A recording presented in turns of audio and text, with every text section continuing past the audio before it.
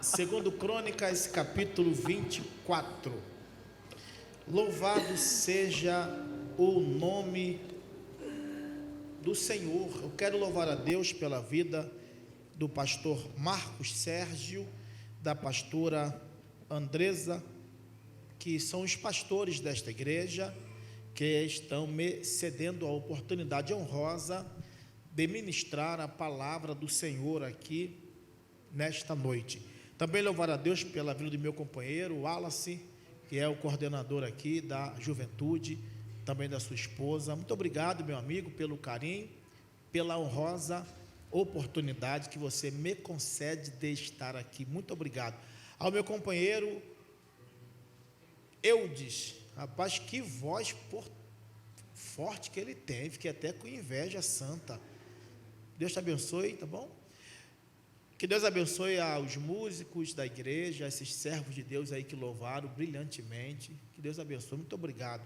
Capítulo 24 de Segundo Crônicas, segundo livro das Crônicas, capítulo 24, para a nossa meditação.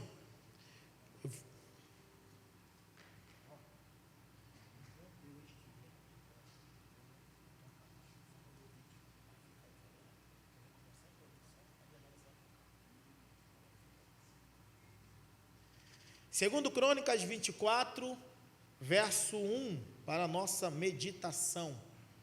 Está aqui em cima para facilitar. Então, eu vou ler aqui para não causar nenhuma controvérsia de tradução. Joás tinha 7 anos de idade quando se tornou rei e reinou 40 anos em Jerusalém. O nome de sua mãe era Zíbia. Ela era de Berseba. Joás fez o que o Senhor aprova. Tem tradução que fala, fez o que era reto, fez o que era certo, enquanto viveu o sacerdote Joiada. Mas tem uma tradução que fala assim, Joás fez o que era reto, enquanto Joiada o orientava. Então eu quero usar essa tradução. Joás fez o que era reto, enquanto Joiada o orientava. Vamos repetir? Joás fez o que era reto, enquanto Joiada o orientava. Se você pode, senta aí, por favor, que Deus abençoe. Aleluia, glória a Deus. Eu estava lendo essa passagem esta tarde, pedindo a Deus uma palavra para liberar aos jovens, uma palavra para falar, no caso, porque a palavra já foi liberada, para falar neste culto. E Deus colocou esta palavra no meu coração acerca da vida de Joás, que foi um rei de Judá.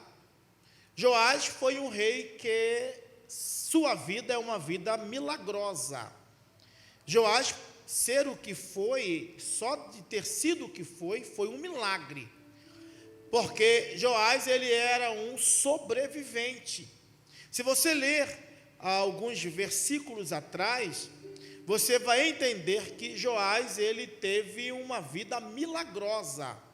Joás estava vivo porque Deus usou alguém para preservar a vida de Joás. Então você vai perceber que Joás, ele era um projeto de Deus, que foi cuidado, guardado, para efetuar a obra que Deus tinha em sua vida. O verso 1 diz assim, Joás tinha 7 anos de idade quando começou a reinar.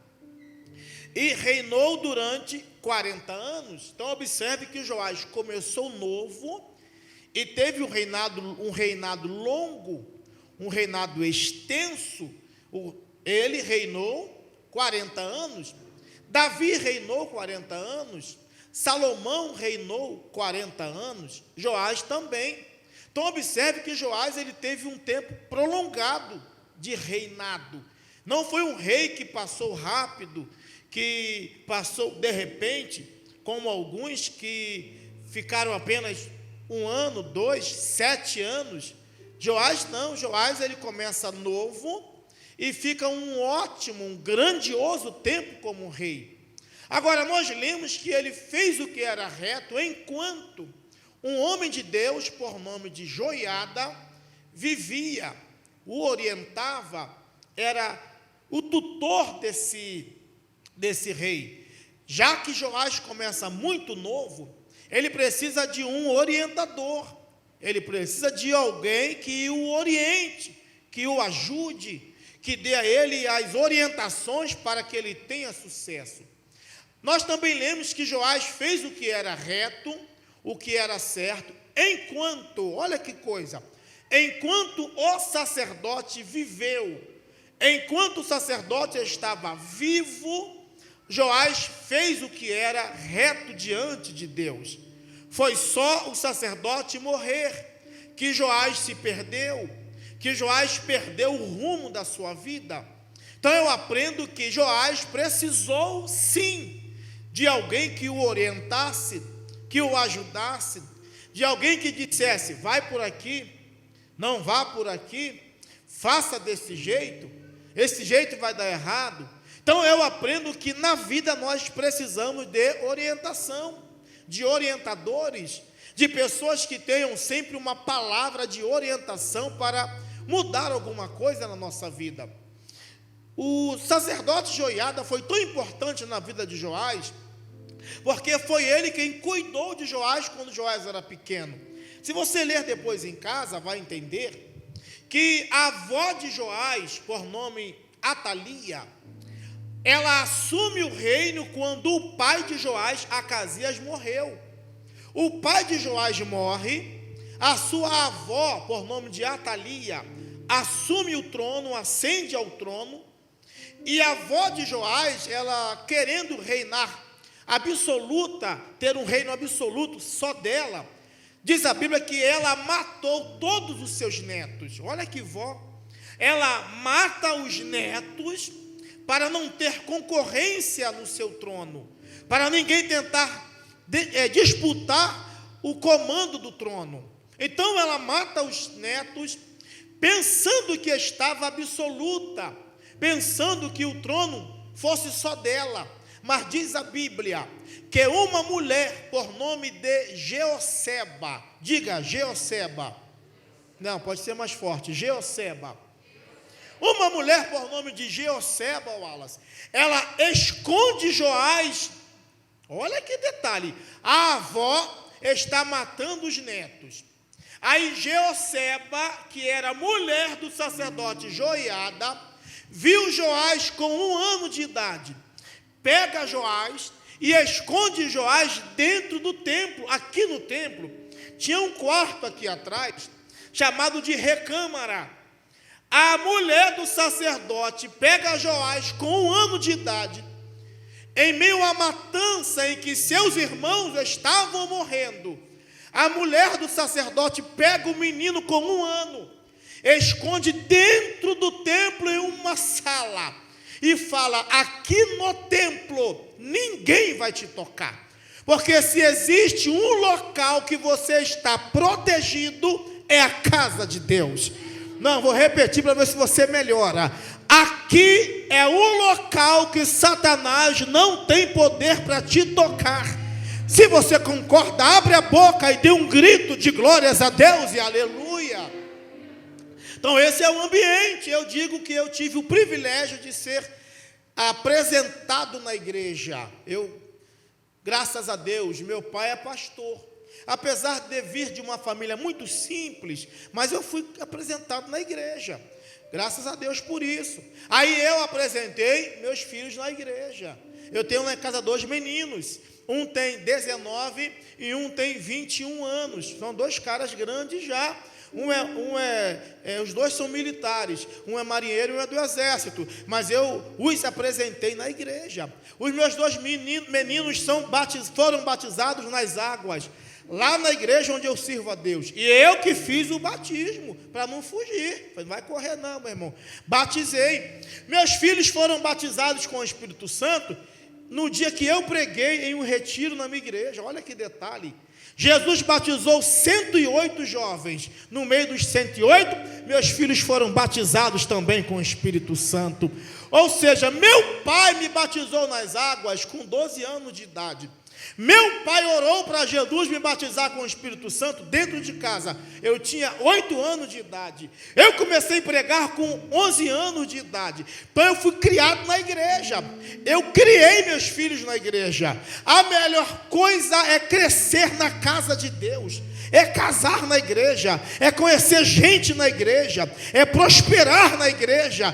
Eu não sei para quem vai essa palavra, mas você vai prosperar na casa do Senhor. Ah, não, levanta a mão para receber essa palavra. Deus vai te fazer crescer e prosperar na casa dele. Se você concorda, dá um grito de glórias a Deus.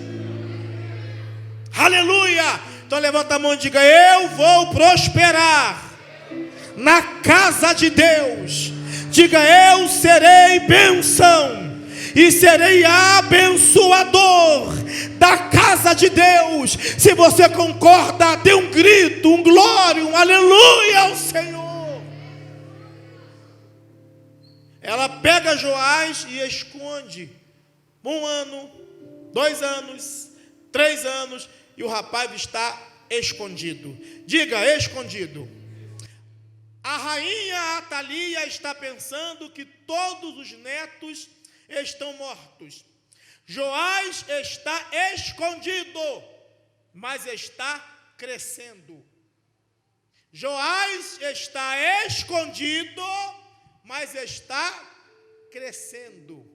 Tem gente que está escondido, mas não está morto, e está crescendo escondido. Oh, meu pai, será que tem alguém aqui ouvindo essa palavra? Será que alguém recebe essa palavra?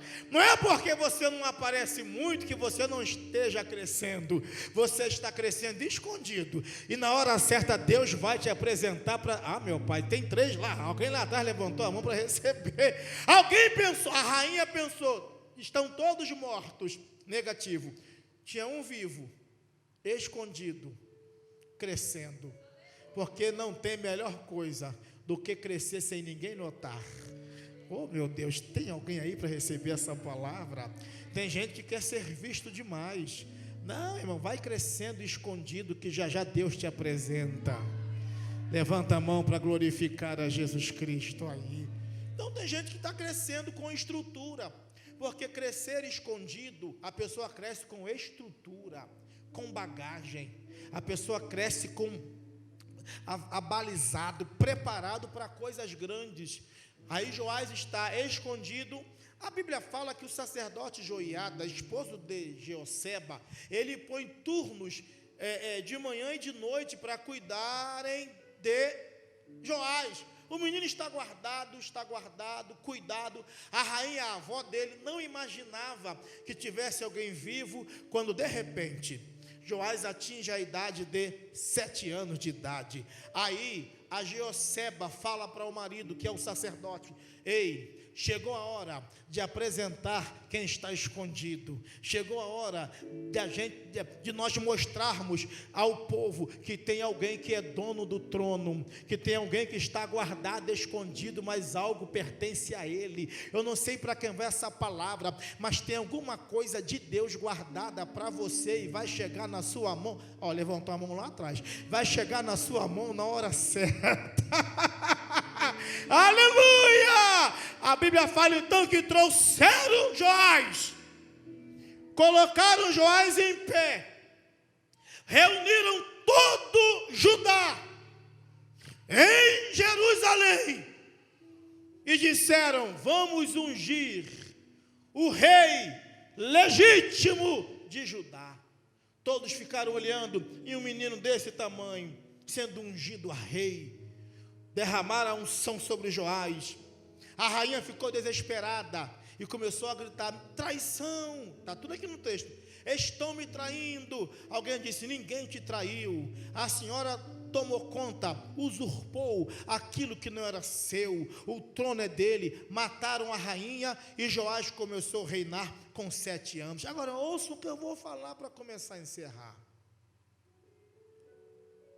Joás começou novo. Repita, Joás começou muito novo. Escuta o que eu vou falar aqui.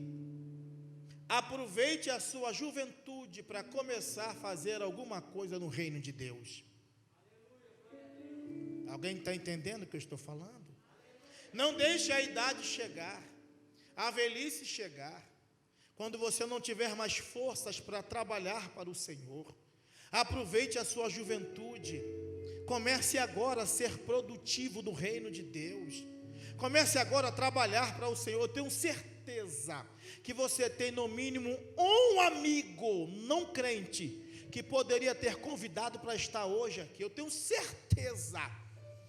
certeza que você teria um companheiro, uma amiga, alguém para dizer a ela ou a ele: tem um culto hoje na minha igreja, Deus vai falar com você hoje, vem comigo. Aproveite a sua juventude para fazer alguma coisa útil no reino de Deus. Aproveite a sua juventude para ser um ganhador de almas, ser envolvido no reino de Deus, ganhar vidas para Jesus, fazer alguma coisa.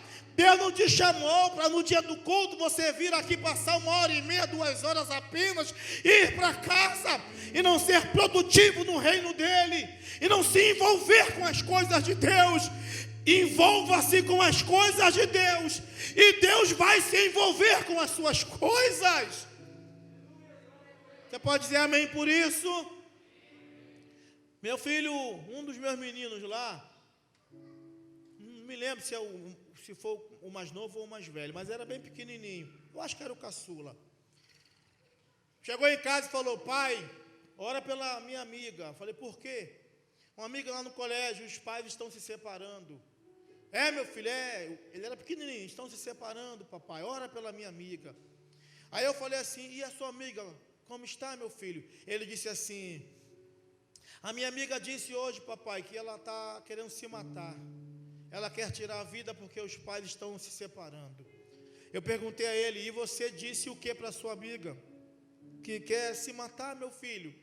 Ele falou: papai, eu falei para ela, para de bobeira, quem quer se matar, se mata logo. Falei: irmão, isso não é uma palavra de crente não, irmão.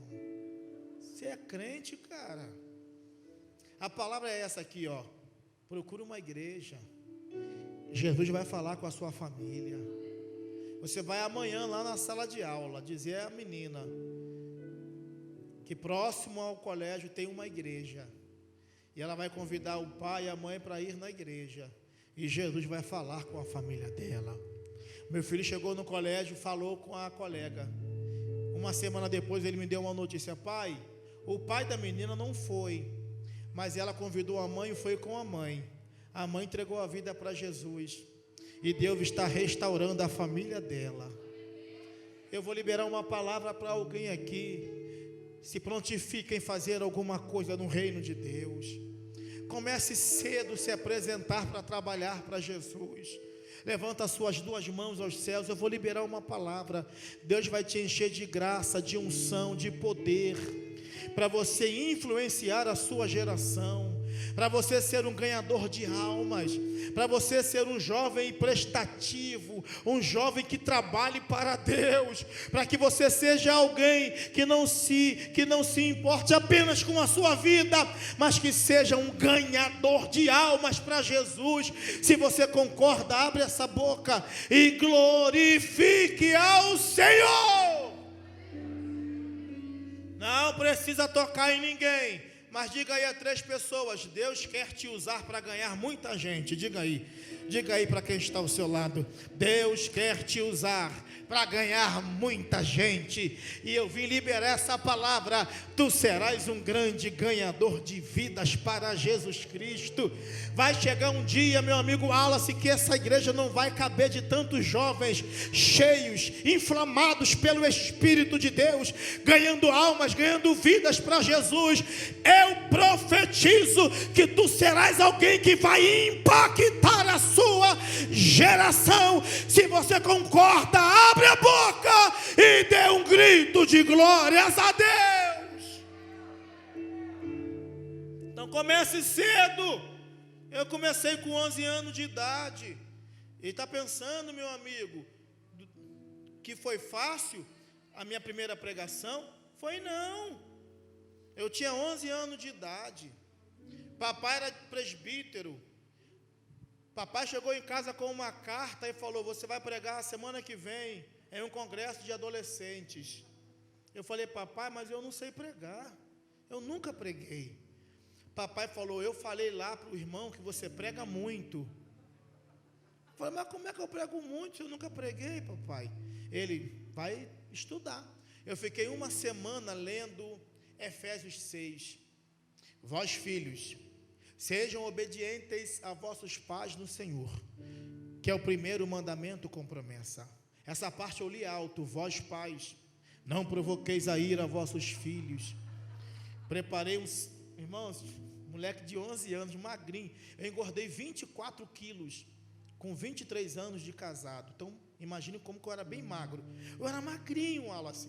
Fiquei uma semana estudando e preparei uma mensagem, um esboço grandão.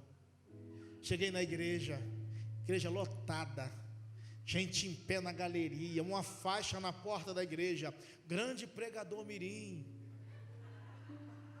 tragam os doentes, que ele prega e ora para Jesus curar. Eu li aquela placa e falei: quem é esse pregador? Quando eu cheguei na igreja, irmãos, estou falando sério, lotada de gente doente, igreja lotada. E eu olhei assim e pensei: coitado, vai voltar tudo para casa pior. Meu Deus. Sentei no banco assim dos obreiros, que antigamente tinha, lá na minha cidade, não sei se aqui tem isso ou tinha, auxiliar de trabalho, trabalhador, depois diácono. Então eu no banco dos auxiliares de trabalho, que faz a mesma coisa que trabalhador e que faz a mesma coisa que diácono. Não sei para que três coisas que faz uma coisa só. E eu sentado ali, ó, de auxiliar de trabalho. Aí o irmão me chamou: vamos ouvir.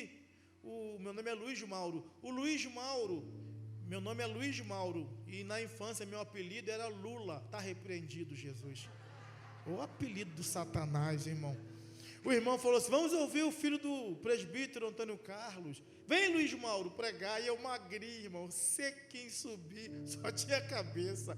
O irmão falou assim: vocês vão ver o que vai acontecer agora. E eu pensei: eu também quero ver. Eu quero saber o que vai acontecer aqui, Jesus.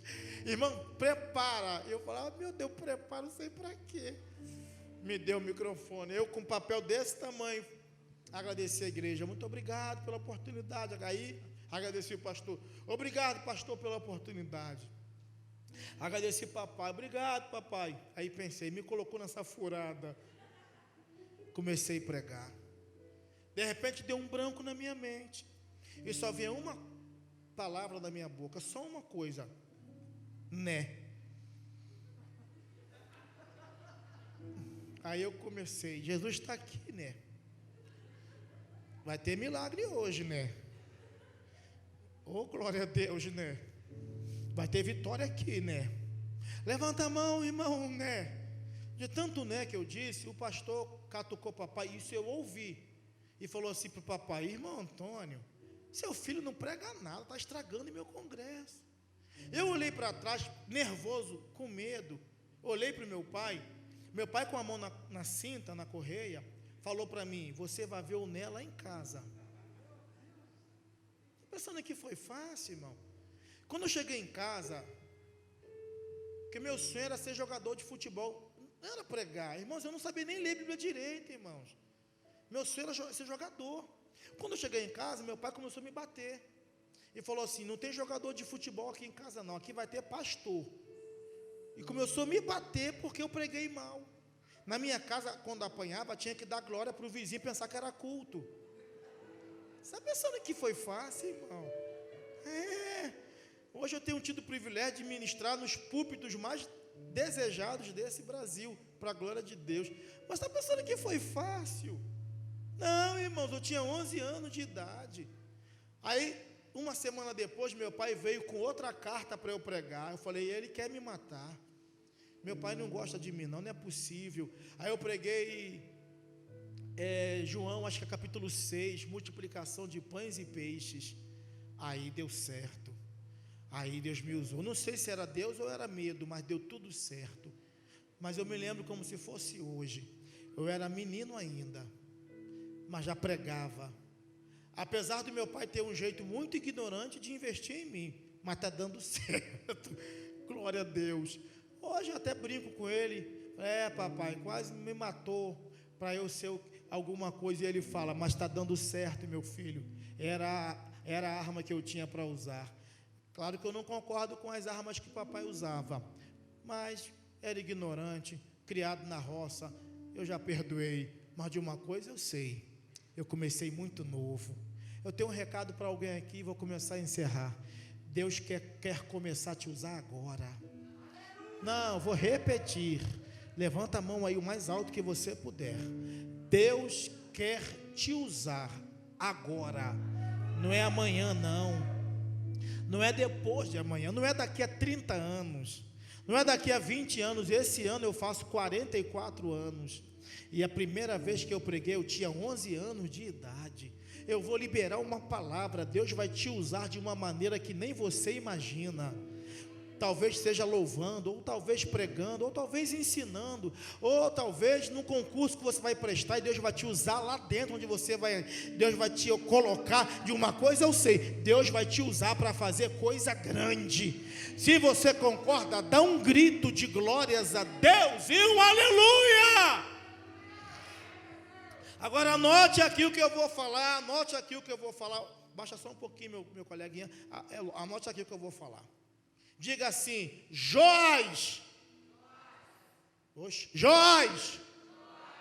fez o que era reto, enquanto Joiada o orientava. Agora anote aqui o que eu vou falar. Uma orientação pode mudar seu futuro. Vou repetir, tá? Uma orientação pode mudar tudo na sua vida. Wallace, eu estava lendo uma matéria de um jogador da seleção, que jogou na seleção brasileira. Ele fez testes em 7 clubes. Nos 7 clubes que ele fez testes, o teste ele foi reprovado, nos 7. Aí ele chegou no 8º, que é o São Paulo. Quando ele chegou no São Paulo, ele foi fazer teste no meio-campo, jogando no meio-campo. O técnico do São Paulo na época era o Tele Santana. O Tele Santana falou assim para ele: rapaz, faz um teste na lateral direita. Você não leva jeito para jogar no meio-campo, não. Você corre muito bem. Tenta pela lateral do lado direito. Esse jogador, olha o que é uma orientação. Ouviu a orientação do técnico, Tele Santana, fez o teste, passou. E é o jogador brasileiro com o maior número de finais de Copa do Mundo. O Cafu. Olha o que é uma orientação. Quando você vai para a Bíblia, você vai ver que todos os homens que fracassaram, só fracassaram porque não atentaram-se, não obedeceram uma orientação. Pode ler a Bíblia. Desde o Éden, Deus falou assim, pode comer o que vocês quiserem aqui, não toque nesse fruto. Uma orientação. No dia que tocaram, perderam a bênção, foram expulsos do jardim. Orientação. Um dia Deus aparece, o anjo aparece à mãe, ao pai, ou melhor, a mãe de Sansão, falou assim, vai vir um menino aí, hein? E ele vai ser um libertador. Ela fala com o esposo Manoá fala, quando ele aparecer, me chama. O anjo apareceu, a mulher chamou o marido e falou assim, vem um menino aí, ele vai ser grande, só que tem um porém, esse menino não vai beber bebida forte, não vai passar navalha na cabeça, não vai tocar em morto, porque ele é nazireu. Orientação, não beba nada forte, não toque morto. Orientação. Sansão só continuou vivo enquanto obedeceu a orientação de Deus. Um dia um profeta novo chegou em Judá. Qual foi a orientação do profeta velho? Não entre em casa de ninguém. Deus falou para ele: não entre na casa de ninguém, não coma e não beba com ninguém, vá por um caminho e volte por outro. Essa é a orientação. O que ele fez? Entrou na casa do profeta velho, sentou à mesa, comeu e bebeu. Quando ele está saindo, um leão o matou na estrada. O profeta velho veio, ele morto, o leão do lado, e o profeta falou: não obedeceu o que Deus falou. Olha só, orientação. As pessoas estão lamentando hoje só porque não obedeceram a orientação de ontem. As pessoas que mais sofrem nessa vida são aquelas que não obedeceram às orientações. É por isso que tem gente mal casada, passando luta, passando problema. Por quê? Não obedeceu orientação. O próprio Moisés disse ao povo: proponham a vida e a morte, a bênção e a maldição. Aí deu uma dica: mas escolha a vida. Orientação. Deus me trouxe aqui para liberar essa palavra. Uma orientação pode mudar tudo na sua vida. Uma orientação pode salvar o seu futuro. Então não feche os ouvidos para a orientação certa. Esteja atento às orientações de Deus, do seu pastor, do seu pai, da sua liderança. Busque sempre uma orientação. Busque sempre um auxílio, uma dica. E eu libero essa palavra: se você obedecer às orientações que vierem da parte de Deus, ninguém vai te parar. Vai dar tudo certo na sua vida. Se você concorda, fique em pé glorificando a Jesus Cristo. Fique em pé. E eu quero falar algo aqui para alguém. Assim diz o Deus de Abraão. Aleluia. Tu terás um futuro de grandes sucessos, porque o Deus de Abraão estará sempre ao seu lado, enquanto você estiver atento às orientações de Deus. Levanta suas duas mãos aos céus. Oh, Espírito de Deus, eu vou dar 1 minuto para você encher esse ambiente de adoração.